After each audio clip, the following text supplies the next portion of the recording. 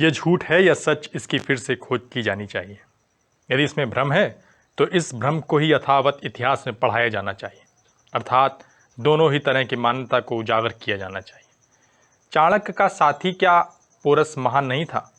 आज लोग कहते हैं कि जो जीता वही सिकंदर। महान सम्राट पोरस को हराकर बंधक बनाकर जब सिकंदर के सामने पेश किया गया तो सिकंदर ने पूछा, तुम्हारे साथ क्या किया जाए? तो पोरस ने कहा, मेरे साथ वो व्यवहार करो जो एक राजा दूसरे राजा के साथ करता है।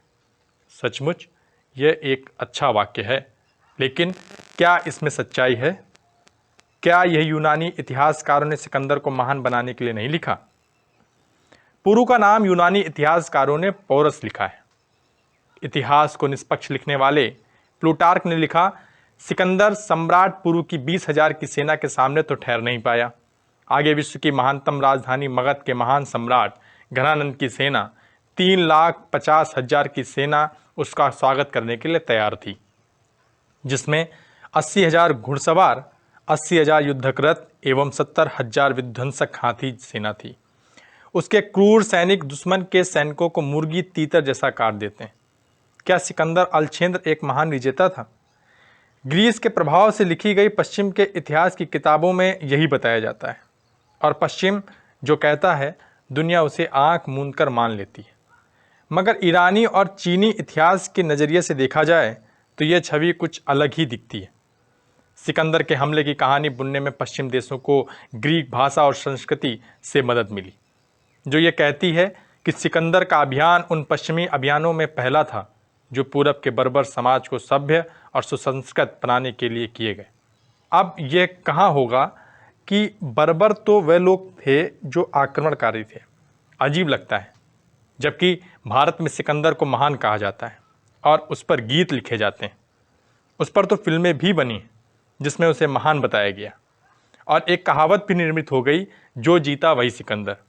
यदि सचमुच ही भारतीयों ने पश्चिम नहीं, भारतीय इतिहासकारों को पढ़ा होता तो वह कहते, जो जीता वही पोरस। लेकिन अंग्रेजों की 200 वर्षों की गुलामी ने अंग्रेज भक्त जो बना दिया है।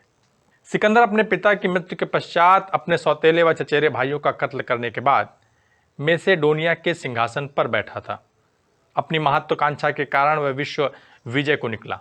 यूनान के मकदूनिया का यह राजा सिकंदर कभी भी महान नहीं रहा। यूनानी योद्धा सिकंदर एक क्रूर, अत्याचारी और शराब पीने वाला व्यक्ति था। इतिहासकारों के अनुसार सिकंदर ने कभी उदारता नहीं दिखाई। उसने अपने अनेक सहयोगियों को उनकी छोटी सी भूल से रुष्ट होकर तड़पा तड़पा कर मारा था।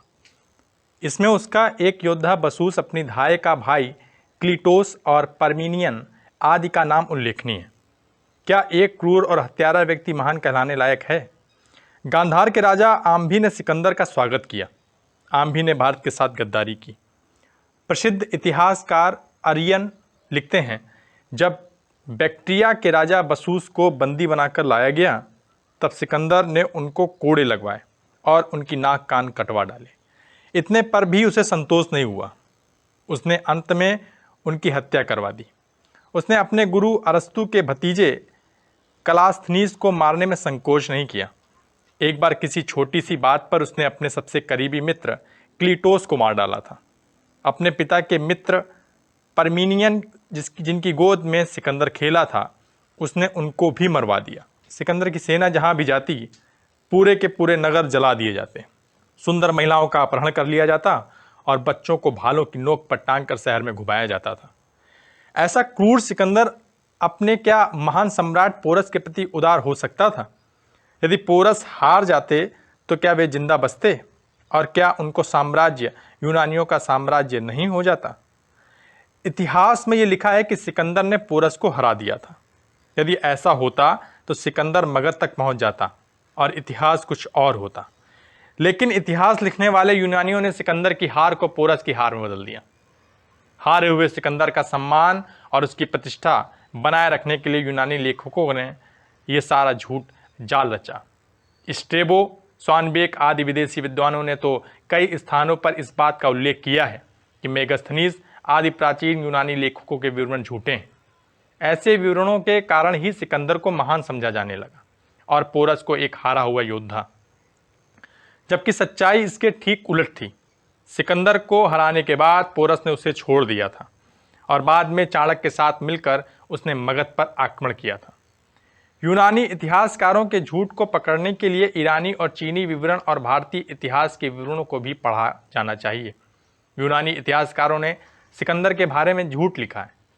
ऐसा करके उन्होंने अपने महान योद्धा और देश के सम्मान को बचाया। जवाहरलाल नेहरू अपनी पुस्तक ग्लिम्पसेस ऑफ वर्ल्ड हिस्ट्री में लिखते हैं, सिकंदर अभिमानी, उद्दंड, अत्यंत क्रूर और हिंसक था। वह स्वयं को ईश्वर के समान समझता था। क्रोध में आकर उसने अपने निकटतम मित्रों, सगे संबंधियों की हत्या की और महान नगरों को उसके निवासियों सहित पूर्णतः ध्वस्त कर दिया।